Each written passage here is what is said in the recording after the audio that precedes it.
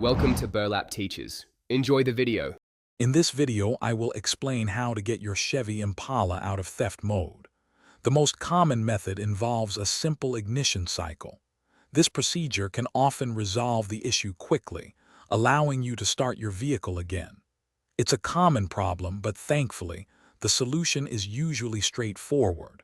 We'll walk through the steps to get you back on the road. To perform the 10-minute reset, first turn your ignition key to the on position, but do not start the engine. Observe your security light. It should illuminate and then turn off after about 10 minutes. Once it turns off, immediately turn the ignition completely off for 5 to 10 seconds. This completes one cycle of the reset process. If the 10-minute reset doesn't work, you'll need to perform the 30-minute reset. This involves repeating the 10-minute cycle 3 times consecutively.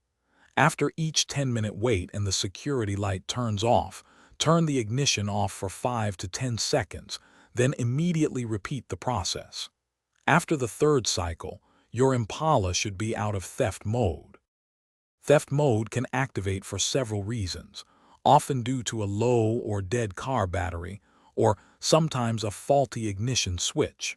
To help prevent this, ensure your battery is always in good condition and fully charged.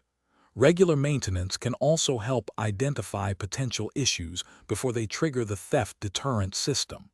Staying proactive can save you time and frustration. Thanks for watching. Consider subscribing if this video helped you.